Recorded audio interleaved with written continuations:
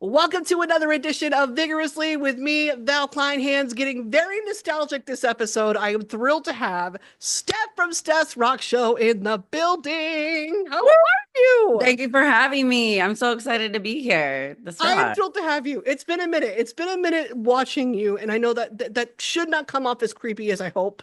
No, Like, that's really it cute. doesn't. That's because I'm not a big deal. So the fact that you're even like, I've seen one of your interviews is really awesome. Like, that's I've badass. seen, we have been following, let's put this in perspective, since the 2007 blonde and black hair era, where we're just starting to do interviews and we have the side bangs and MySpace is Yeah. popping. This is how far that goes back. And I remember Christina Aguilera had the black underneath with the blonde on top. So yes, I had to copy her and do I, that. I It was wanted a to do whole it thing. too. I wanted to do it Yeah. too. But I tried the like blonde and caramel highlights and I just ended up looking like a damn Reese cup. So I was like, don't ever do the blonde thing with this natural dark ass hair ever again. I will never do it again. Yeah. I But I prefer tried. being dark now. It's easier and I like light eyes with dark hair. It's kind of fun. But remember, I miss MySpace. I wish we'd bring MySpace back, man. It's Yeah. good times. You would be in my top eight. I will put you in my top eight. Oh, thank you. I'll put you back in my top eight. But that's how far this goes back. And truly, it was because I was watching somebody. I mean, we're pretty close in age, but somebody was already doing what I wanted to do, even at 17 at that time. And I was like, whoa, okay, somebody's out there doing it, and all they're doing all it takes to do it is just grab a camera and put it on YouTube. Really, I think that's the majority of Yeah. what you were doing at the time. I mean, this was before we were monetizing things like that too. You were just doing it because you wanted to do it and you had the passion for it. I vibed with the whole almost famous thing and loving Penny Lane, and I was like, she wanted to be a journalist. She wanted to hang around the rock stars, all of Yeah. that. I was like, Steph is literally doing this, and she looks like the average everyday person that I would hang out with, which was a bonus to Oh. me. And it was a you know what I mean? Like we love Paris Hilton and Nicole Richie, but that was unattainable, in my opinion. That was Yeah. unattainable. You were a little bit more like, oh, we could have been at the same high school. We're close enough in age, and we would have been friends. I That's like what, that analogy. Yeah, I get it. yeah, And you're right. I just literally most of the time didn't have a camera woman and I had a tripod and a camera and a little mic and I would just run and set up and love the band, love the music. So I was so excited to yeah, actually see the band and interview them and I didn't think it would grow or like you said there was no monetizing on YouTube. It was just for fun. It wasn't to make money yeah. 21 years ago. And now it's cool that there's chances here and there to make a couple dollars on something you like to do. Yeah. What was it that got you started in the beginning? Was it the love of music and the culture?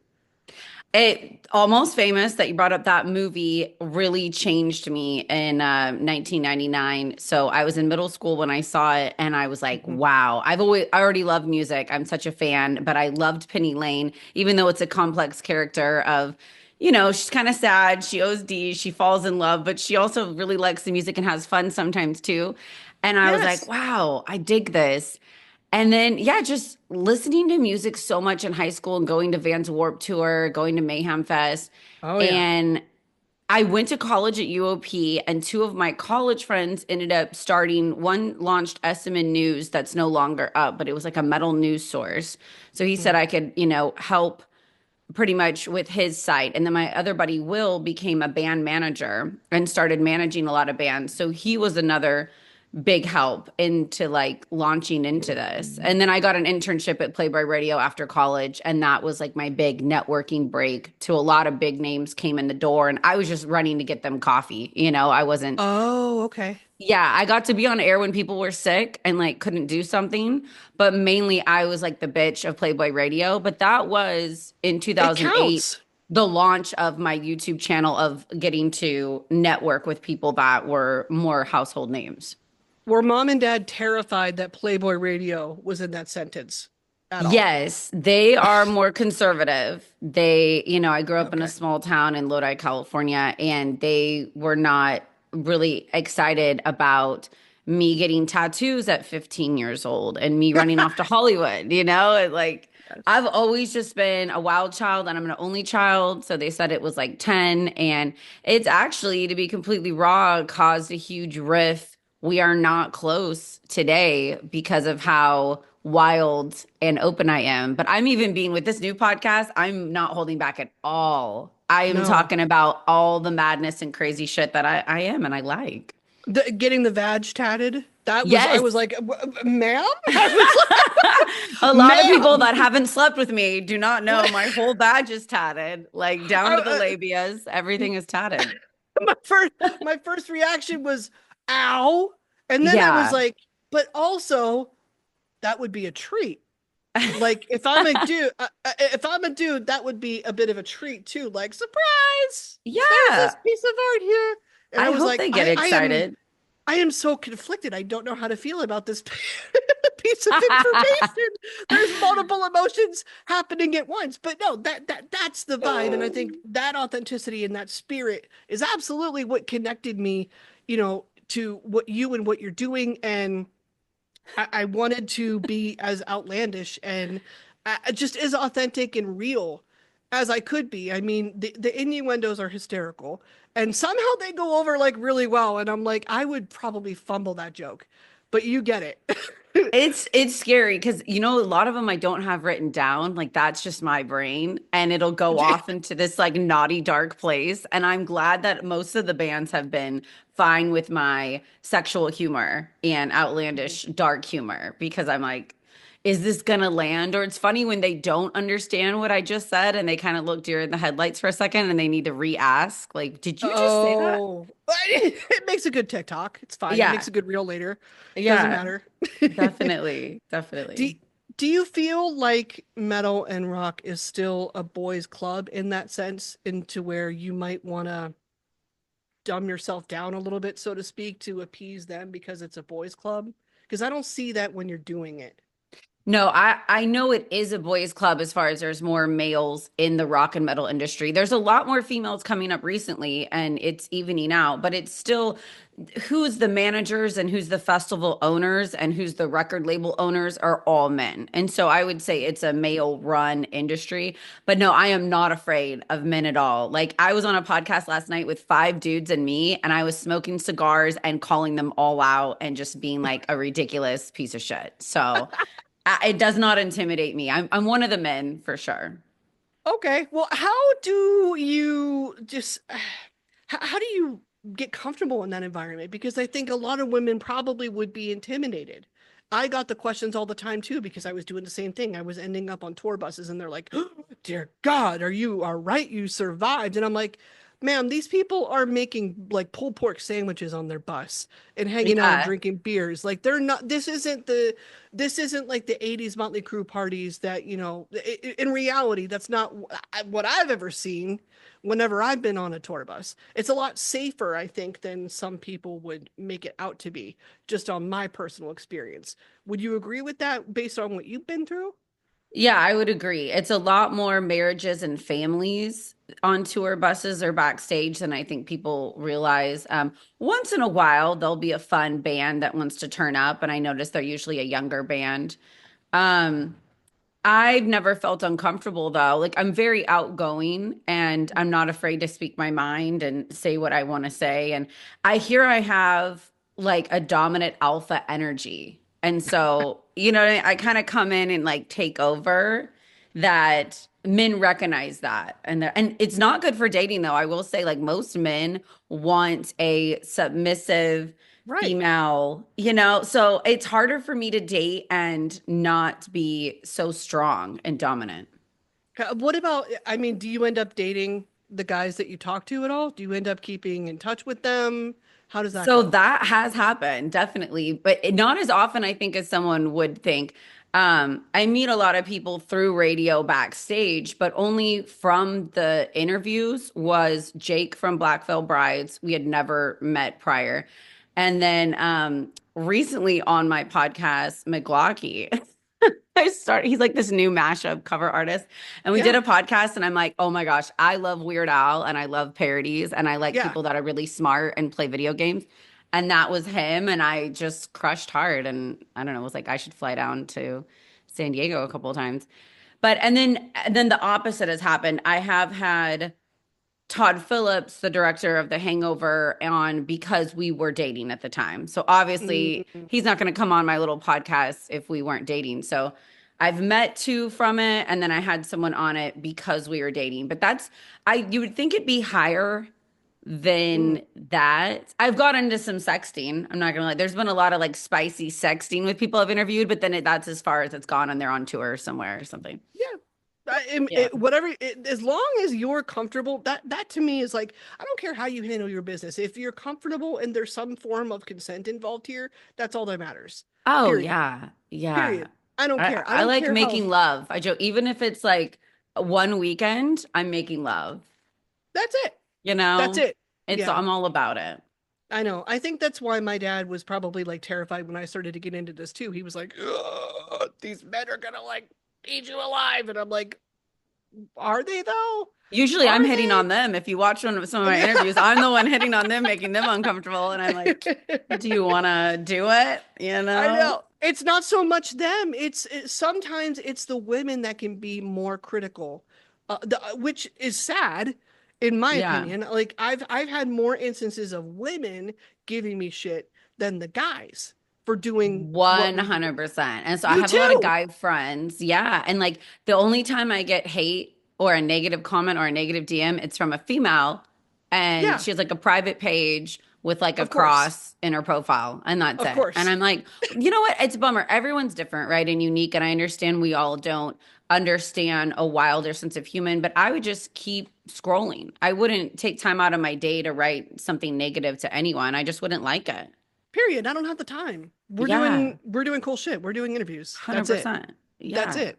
Tell me about the process of making your show happen. I call it privilege. I was privileged in going to, broadcast pretty early and getting a degree in it in college. So I was blessed with knowing Adobe Audition, things like that, knowing Final Cut Pro, knowing how to edit my own stuff before I got into the actual terrestrial radio business. I was fortunate in that. I'm very grateful for that. So that gave me the ability to edit my own things and do my, own production essentially for this podcast. Now that I'm, not in radio anymore and doing this on my own, like I know, I get it. What is it like when it comes to your show? Are you editing on your own? Are you handling your own production, making your own schedules? What's your Yeah. process like? I'm a one woman show like Me you too. know? Yeah, I'm Okay. a one woman show. So I am booking you, I'm editing it, I'm posting it. It's just me. And I like it that way, obviously, unless a production team wants to call me and give me $1 million and do everything for me, that'd be great. Um, Hey. I know, right? Side note, I went to college too, but in college, I wasn't doing anything that I think I've actually used, if that makes What sense in were the you real doing? world. I did communication. I got my BA at University Pacific and worked in radio, but that was more talking to my friends, calling in, working with a soundboard. But I never learned how to edit or post really there, or I don't know. Oh, that's Yeah. interesting. I think Yeah. because they expect you to have that skill already. That's what I ran into too a little bit. When I got to like CBS Radio in Pittsburgh and like the big stations, they were like, here's the program, go. Like Yeah. I they didn't have a almost assumed, mentor, yeah, they really. assumed that you would have that knowledge ahead of time. And thank God my college courses did teach us that. But that's interesting to hear that that's not the case for every situation. Hands on for me was just great, right? Like I Right. had an Apple with iMovie when I first got started. So it was just very simplistic using iMovie and made a stupid intro, and then I just made another intro for this show, and I'm literally figuring it out as I'm going. And I don't overcomplicate myself. I know it's cute when people are like, oh, you can make a thumbnail and put it on everything. And I go, I think that looks really cool. It looks super professional. But I'm sometimes doing 4 or 5 podcasts a week and I have a real job too. So Yeah. I don't want it to take up so much time where it's not fun. I want it to stay fun. So I'll just like bam, put it out. Oh, 60-second clip looks good, put it out and kind of not look into it too much. And that's just the way I run it. Yeah, that I have had to make those choices too, and it's hard because they're like the product is essentially your baby. You're like, I put the time into this, I put the creative juices into this. I want everybody to see everything, but if I don't have the time to do it properly, I'm not going to do it. It's not going to be worth it. It's Yeah. there's a right and a wrong way. Like and you want to respect the guests that gave you their time too. Like I'm not going to put Yes. something out if I don't feel like it's the right vibe or if it's not enough of an effort that I would put in for everybody else that is Yeah. taking their time to be And on the I show. never want to make my guests uncomfortable. I think everyone would be surprised by how many people I've reached out to come on the show and they said no, they've been ridiculed or teased or a really embarrassing question has been I've heard that asked. And too. so they don't want to go on any podcast anymore. And I feel so bad for them. So even like if there's a big controversy thing that's happened, I will not go there if I think it's going to be degrading to the guest. Right, me either. I make that a moral, ethical decision too. And a lot of the times I'll end up, if somebody asks, I will send you questions ahead of time. If that Yeah, makes you I can do more that too. comfortable. Yeah. Yeah. And I would say it's not live too. That's a huge thing, at least with musicians. They Yes. don't want to say something by accident or mess up. So I'm like, it's not live. So if you say something that you don't like, we can cut it out later. That Hmm. really never happens. Only POD's drummer was saying something negative about religion and then realized because he's newer that the band has a religious Oh, got it. Okay. backing. Wouldn't And flow so with he's their like, hey, audience. can you pull that out? And I was like, yeah, no, that's fine. I'll pull it out. Like, I never want anyone to think I Yeah. can't fix something or help them take something out that they're uncomfortable with. Yeah. It's interesting. And do you ever think about possible consequences to particular guests that you have on? Like there are some that may or may not be more controversial just because that's their nature. You know, for me, it was interesting to listen to you and what you've done with Joe Francis to learn a little bit about I was gonna him. say that's But the one, obviously. that's the one. But That's because everybody's got the stereotype with him, let's be real. But yeah. and listening, I was like, okay, Steph gave him a chance. Let me sit back and let me listen to what this man has to say. Nobody Period. likes him. I get it. Everyone's had this Period. bad, documentaries and I understand he has made mistakes and I've made mistakes. Lots of people make mistakes. But like I said, it's hard when I've known him since 2003 and we've had 5 trips together. Each trip was Mhm. like 4 days to 7 days. And then we've texted each other for 21 years, 22 years, like, congratulations on your kids, congratulations on your house. I hope you're doing okay. I have felt so supported by Joe and loved. And if there's like a connection I needed, or like when he introduced me to Paris Hilton, and that was a huge Wow. networking for me in LA, like, and I don't know, like he's always treated me like a princess. He's never been degrading to me or forceful for anything and almost like snuggly and cuddly and just nice. So it's hard for me to see these documentaries. And I'm not Yeah. saying anybody's lying or falsifying anything. I'm just saying for over 20 years, I've had great experiences with Joe Francis. So I know he was devastated. The documentary came out, and then a couple days later, his dad died. And he's like, Steph, can I Mm, come on? Like, I'm bummed at how bad of a light I'm portrayed in. And I was like, yeah, of course. Like, anytime I right. want him to come by and be able to use my platform I can only talk about my experience, and Yeah. that's what's hard. I know Yeah. everyone has different experiences with different people at different times. Yeah. And kudos to you for giving him what he felt was a safe space because I think everybody needs that, no matter how crummy they've been in life. I just, you need Yeah. at least a chance to speak on your own behalf. Yeah. And it's cool to see that he appreciated that. What do you do though when you get those comments like, this guy, why would you have this guy on here? I understand where people are coming from. I get it. And same like so with Big Ed and Tiger King too. There was a lot of DMs that were upset and don't like them. I also have viewed all of these people as more entertainment and exciting and Hmm. something you turn on the TV and you can't look away from. And I have had a soft spot for the villain. I really have. Like I think that villains really do care. They may come off as like brash and narcissistic and crazy. And I think sometimes I even post like really wild stuff, and people are probably like, how does she care? And I really do care and have like a deep heart. I kind of want to make someone joke or laugh and for entertainment purposes. So I think people take the villains they see too literal and don't view them as almost a character version of themselves or understand that there's a person underneath who you think is just a horrible person. There's a person with a heart and feelings there too. I don't know, Yeah. you know? No, I get that. I think about that whenever we have the can you separate the art from the artist argument. I mean, we've been Yes. through that thousands of times. I've been at the mercy of that thousands of times just for wearing a Burzum shirt. And I'm like, okay, I get Yeah. it. I would never I absolutely do not condone what Bart Vikernes has done. However, when you get into the substance of the music, it's Lord of the Rings and mystical lyrics. This is not like I'm a neo-Nazi and I hate everybody. This isn't Yeah. that's not exactly what he's putting out there with the music. So in my case, if the music is not inherently harmful, I'm fine Yeah. with it. I am able to separate the art from the artist in that light. And sometimes I will get criticized for doing that. Do you end up feeling the same way? Do you get those same questions? Are you able to separate the art from the artist? I'm definitely able to separate it, but I was more uncomfortable with it in my 20s. I was more of a people pleaser and I think afraid to go against the grain and Mhm. upset people more so than now, not in my late 30s. And I'm like, not at all. And that's been with Marilyn Manson and Black Veil Brides. Yeah, it's I've tough. interviewed Manson, I absolutely love him. I've had a friend manage him that's had great experiences. And so it's hard to see him thrown under the bus and people like, how can you still support him? Well, his album Mechanical Animals got me through dark times in life and just really pulled me through. And then same with Ashley Purdy, that's no longer in Black Veil Brides, but he and I were friends in LA for like 3 years before he joined Black Veil Brides. And he was our sober ride. He'd pick us up from the rainbow and drive us and has never crossed the line with me. So it's hard. Again, it's like my personal experience Yeah. has been so positive.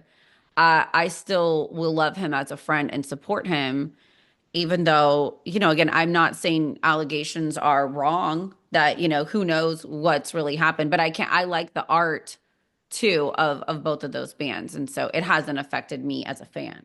Yeah, give them the chance to at least speak. I think Yeah. it comes back to that. Do you have a favorite guest that you've ever interviewed? Oh gosh, that's hard. Maybe even like a top five. Yeah, I was gonna say there's so many. Well, recently I got really excited for CKY again because they don't Yeah. interview with anyone. They've only interviewed with me, like at the Rainbow and at Aftershock. So Chad and Jess of CKY. I was a huge Viva La Bam, and Oh, we all Jackass. were. We all watched Yeah, it. We all yeah. I watched grew it. up with that. And so and then I felt so cool because every other station, 98 Rock and The Bone 107.7, all the other big stations ran up after I interviewed CKY at Aftershock backstage and said, "Hey, can you come on? We're next." And they're like, "Nope. Nope, we only do Stefs. That's it. We're gonna go to the bar and drink. We're not doing that." And I was just like, so that was like a Period. badass moment for me to be. And then, of course, I love Alien Ant Farm. So every time they've called in or recently came by again virtually, I absolutely love them. I'm such a late 90s kid. I'm stuck in that time. Yeah, me too. Um, I would say it was Moonshine Bandits was the most fun recently because they have their own whiskey line. So they gave me whiskey and a cigar during the interview. And so I was like, Okay. that's fun. Yeah, it was like a party. That's hysterical. I love those moments when you realize that those artists are human. Those moments that Yes. they're just like me going on Symphony X's tour bus, and then there's Russell Allen, their lead singer, eating a pulled pork sandwich and saying, "Hey, we got more in the back. Do you want one?" And I'm like, "This is not what I thought I'd be offered on this tour bus." But yes, like, Yeah. You're like, I thought I'd be taking shots of Jack Daniels in the back, but I'm getting pulled pork. or in his case, Crown Royal. But yeah, like Yeah. that seemed to be like Yum. his vibe and his drink of choice. But yeah, and he could still sing like a motherfucker too after just downing that bottle. I did watch that, but I was like, you've got to be. I'm like, this is not how I pictured this, but they're humans. They're Yeah. human. I sometimes I actually think it would help if we didn't put these people on such of a pedestal. It would help us all to just calm down. I agree. I think because I've just interviewed so many people in the industry that I now view them as this is my new friend that I'm going to sit down with and ask questions with and hang out with. And I don't get nervous anymore. Like I used to definitely get nervous all the time. And also I found out a lot of musicians and comedians and people in the arts struggle with depression and anxiety. So, and Yeah. I have too. So I just instantly feel this like connection or bond of how can I make them laugh or feel welcomed or seen or heard to make Yes. sure they have an okay time. Yeah, you want to say, welcome, club member. I am also a member. Have Yeah. been, I currently take Alexa, have been on it since 2018. It's That like I'm you on the could go struggle around the room. bus. I know. Yeah, Yeah. you could go around the room and everybody has similar stories. And I've found that too with certain people that I've interviewed as well, where you base your kinship sort of on that. And at the end of the day, they just want to be treated like humans, just like anybody else, really. Um, but it's hard when it's like your favorite person and you sit back and you're like, well, I'm used to seeing you in this light, but here I am in front of you and you're sitting across the table from me and we're at eye level. Same. Yeah. And it blows me away every single time. Where does the confidence to go to these people, approach these people, joke with them, laugh with them? I mean, I've been asked this question before too, and for me, it's because the passion to do it outweighs any fear I might have of how that encounter could possibly go. But where does the confidence come from in your scenario? Where do you get the confidence to have fun, make these, great memories and meet these people? I think to answer that question, it goes really far back. I got on stage at age 3. My parents put me in competitive dance and tap, jazz, and ballet. So I was traveling all over California and Nevada, competing, practice 5 days a week, and then every weekend traveling. So I've been on stage entertaining from age 3 to 15 in competitive dance. Then I was in Miss California as Miss San Joaquin County in 2004, answering questions on stage, walking in a bikini. I think all of these things kind of prepared me to then, oh, I found college radio. Well, I've been speaking and performing on a stage, and I still dance here Yeah, and there. I'll do some burlesque sometimes. And so I just, all I know, I think, is performing. I think, what makes me more uncomfortable is sometimes being at a random party at someone's house and there's like 10 people. Like right. that's you know what I And you mean? don't Like know I'm more any an of on them? stage. Right. Yeah, yeah. And That it's that can be wild. uncomfortable. Yeah. People exactly same story. People don't understand when I tell them that either, but it's like I've been public speaking since I was 9 and I did pageants then. And then the whole radio thing when I got into that years later in college and all that, I'm like, to me it's second nature, but y'all would be terrified. And I Yeah. I try to break it down for them and just tell them it's really just like talking with anybody else. You just have a microphone in your hand. It's really how I Yeah. look at it. Or at least that's what I tell myself anyway, to calm down or, not feel as anxious about all the eyes that are on you. Yeah, I mean, you've done a shit ton of interviews already, but is there really anybody left on the list, the dream interview for you? Because I was going to suggest get back with John Five and talk with him about the transition into Motley Crue. I So would like I that I one. reached out to him, of course, because he was coming back to Aftershock, and he didn't answer. But then his wife Rita answered, and I got really excited because she's actually come and babysat my kids like 3 times backstage and held them, and she's a sweetheart. And she was like, "Yeah, if we have time, I'll bring them by." And then it didn't happen, so I got a little excited. But I get it; they flew in and Yeah. literally performed and flew back to LA. Um, I really want to interview Weird Al. I've had his drummer and guitar player and hung out with him so much, and we have such a long rapport. But I would love like a nice sit down, at least 30 minutes with Weird Al Yankovic would just blow my mind. Um, I'm waiting on Chevelle and Bloodhound Gang. They both said they're interested, but after the holidays. So I'm really excited for those two. Oh, oddly enough, Limp Bizkit. This has been something that That's shocks not weird. people. I No, would I love mean that. like so I've never seen them or interview them. And I've been at so many festivals that they're performing at, but I was scheduled to interview another band. So I literally just want to watch Limp Bizkit live and then interview them like forever. I don't know. No, that's great. That's a dream. I would love that Yeah. too. So what is next for you? What can we look forward to coming from you just in general? I have my first sponsor with Hack. It's a hangover drink, and so it gives you electrolytes and energy starting January 1st. So that was really exciting that the podcast has only been around for 7 months and to get a sponsor. I am going to go down to the Rainbow in April for the 53rd anniversary party. And so I'll be doing some live interviewing. Faster Pussycat will be down there and a couple people from Fast Times at Richmond High. So that's just going to be like a really fun. And then I'm set to be backstage again October 2nd at Aftershock. So just that's like my Super Bowl in Sacramento every year. So gearing up for that. But yeah, stay tuned. There's a ton of bands scheduled out for the next 2 months. So I'm just really excited to see where this goes. Yeah, let's go. I can't wait to see it all. Steph, thank you so much for your time. Thank you for your energy, your nuggets of wisdom. Thank you so much for being here. Thank you so much for having me. You rock. And from another fellow rock journalist. Thank you. Keep it up. Keep doing what you're doing because everybody Let's likes go. it.